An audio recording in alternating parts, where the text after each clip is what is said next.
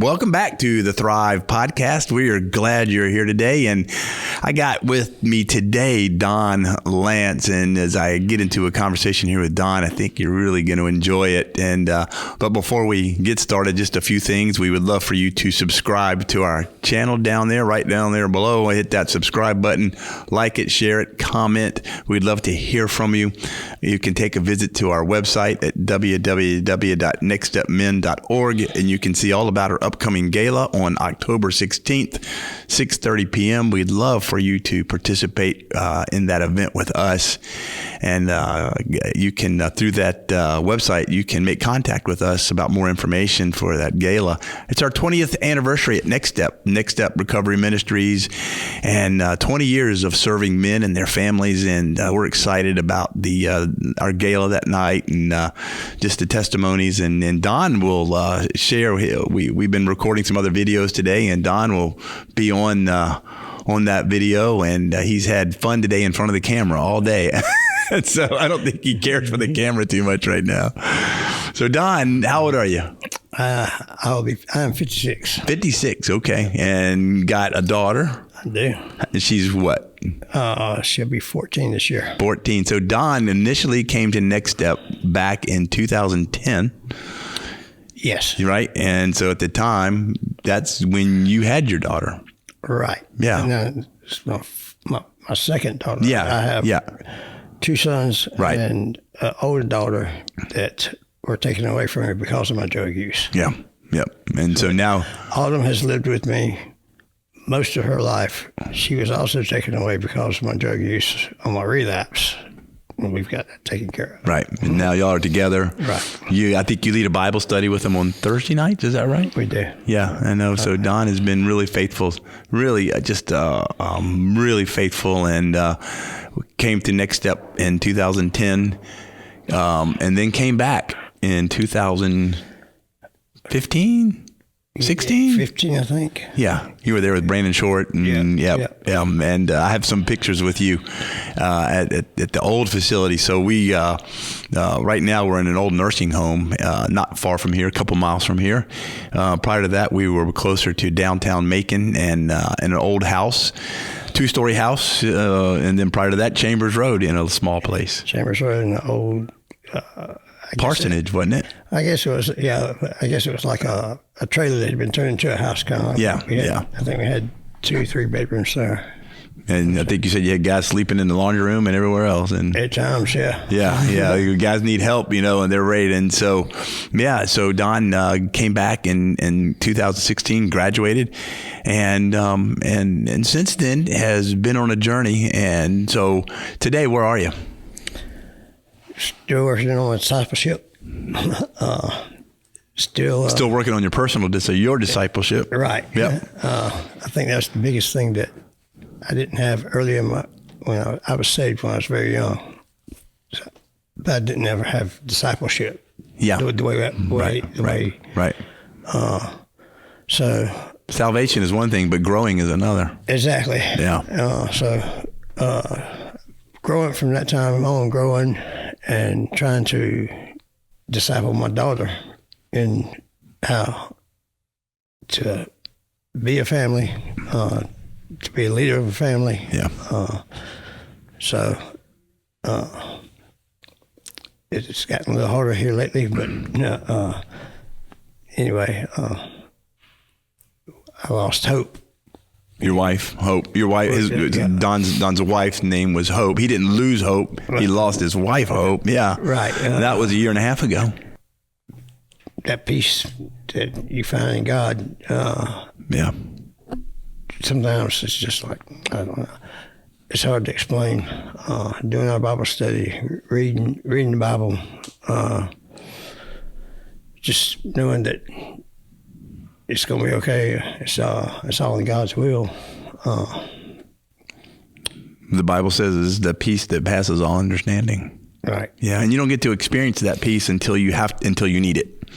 That's the tough thing about it, is that you don't get to experience that peace. I can't explain it, but right. It's something that just comes from God. It does. Yeah. So you lost hope back December 18th, 2023. Yeah. Coming up on 2 years ago, right? And I know back last December, I think it was December 18th.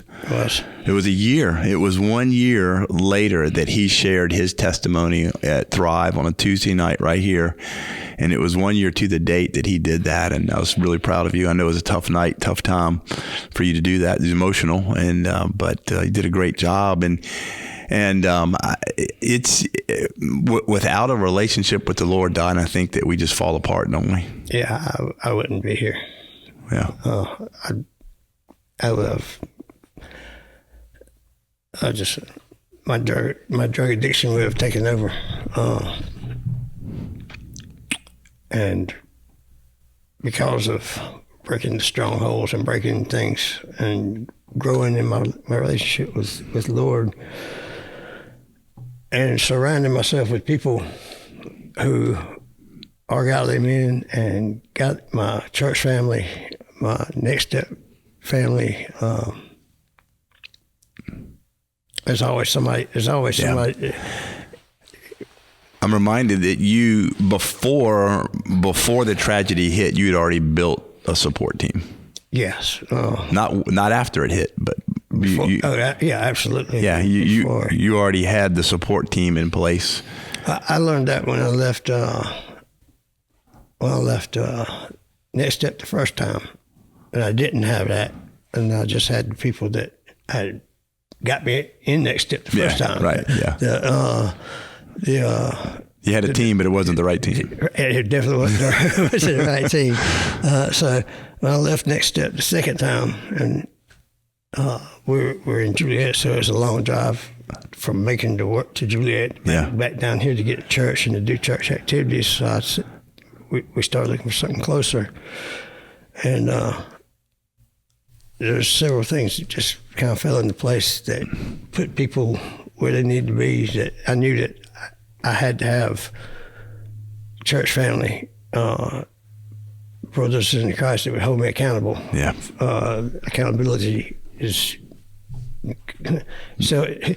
Try to hold yourself accountable by yourself, but it doesn't happen. Yeah, self-justification kind of falls in his mind. It's like, oh, well, okay. If I could hold myself accountable, I wouldn't need anybody. So, I think that falls under self-justification. So, Yeah. So man, you're coming out of recovery, back home to your marriage, to your family, and then your wife passes away, and boom, you're hit with that. And that team is in place. The accountability is in place.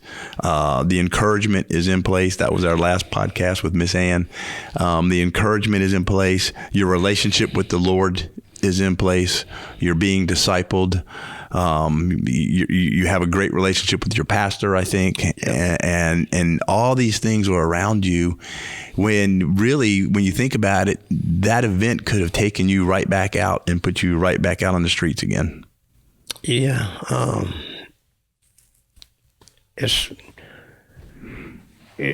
dealing with death is something we have to deal with. Yeah, rarely in life. More and more, the older I get, and death. Friends I had passed away and stuff like that. The way I dealt with the death and the way I can deal with death now, and looking at death different. Even now, when I have a friend that dies, I'm always like, did I say it? Is there a question?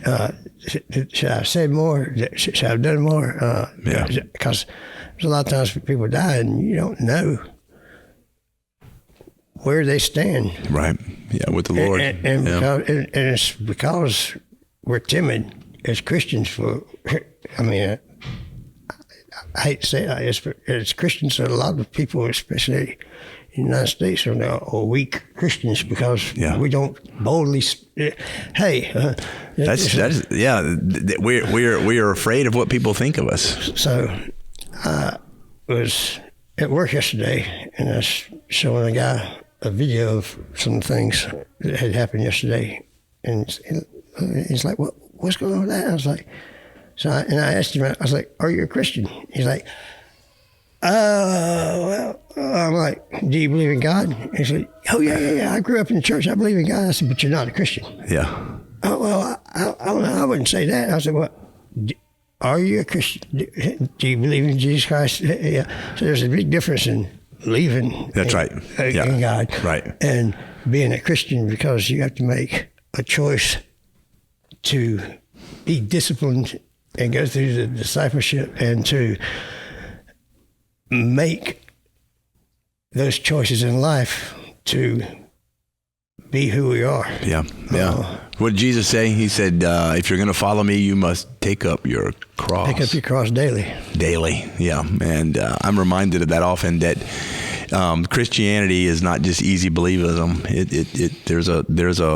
There's a sacrifice, because we're Christians, that we make on a daily basis, to deny the things that, and one of those things we have to deny is that people might not like us, right? If we share our faith with them. That's right. And that's part of the sacrifice. Boy, I don't know if I should ask them this, because then they might think I'm a kook, or they might think, negatively of me. And we just recently had several tragedies in the church here at Mikado, and one of them included the loss of a little girl. She passed away. And I mentioned this to another man. I said, I don't understand how God works sometimes. I don't understand why he would allow that. I said, I guess I would make a terrible God, because I wouldn't do it that way.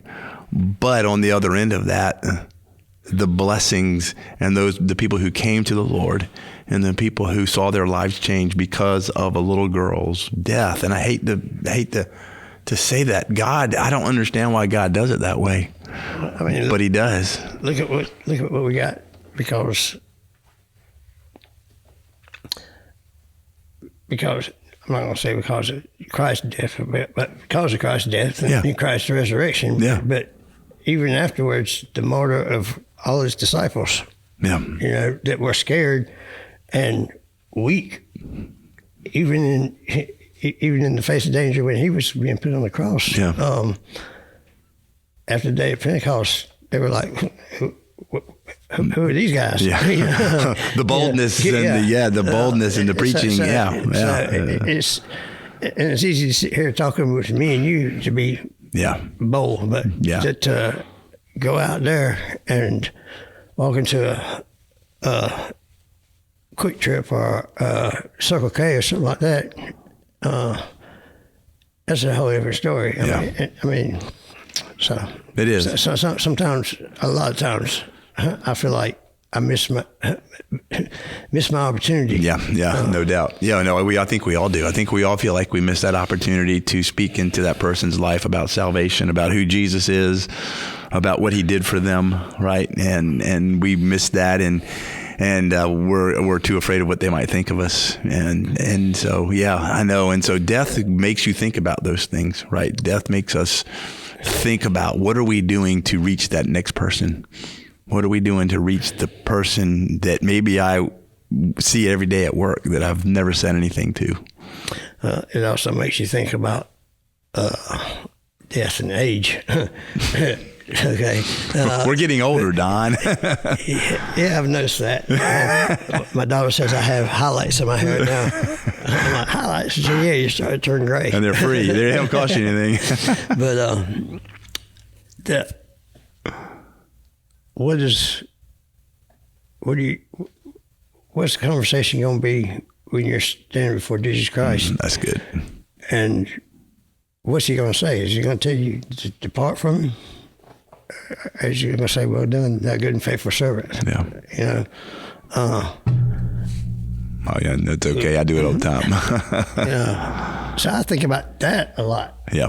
I mean, it's like, that's the accountability, right? I'm going to be accountable to Jesus. It is, even if nobody else is around. That's right. I'm still going to be accountable to Jesus. Even after I die, I'm going to be accountable to him, standing before him. What did I do? What did you do with the gifts that I gave you?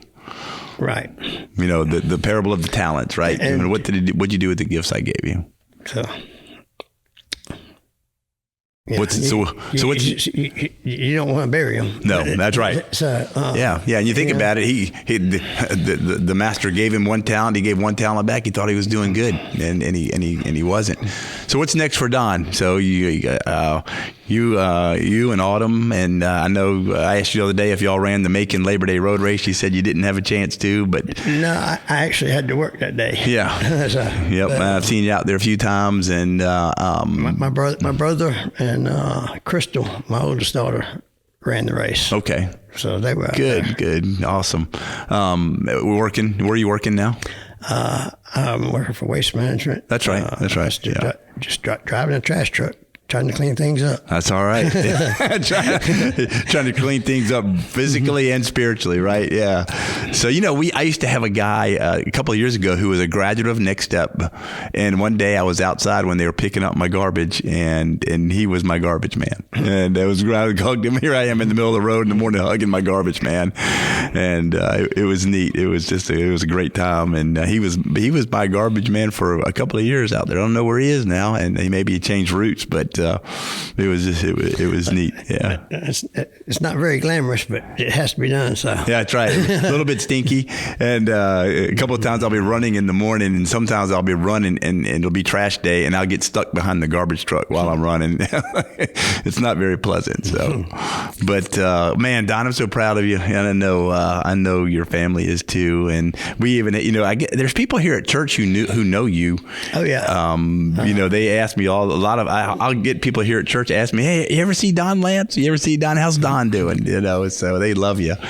And so it kind of comes with being around Macon most of your life. Yeah, you grew up here. It don't matter which side you go to. Yep. There's always somebody some have good memories of you. Some have bad memories. No, hopefully they're all good now.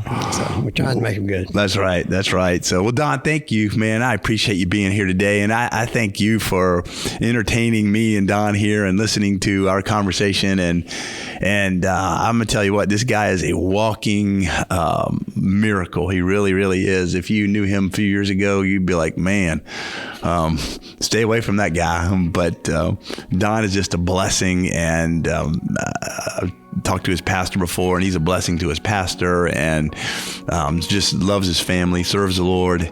And again, if you have any questions for Don, you want to get in touch with him, you can reach us through www.nextstepmen.org, and we will certainly put you in touch with him. And again, our gala is coming up. We would love for you to participate in that on October 16th and 6:30 p.m. right here, 6751 Houston Road in Macon. And don't forget to subscribe to our channel, share it out, like, comment. We'd love to hear from you. And again, thank you so much. And we just pray that you have a great day, and that Don has been an encouragement to you today. Thank you so much.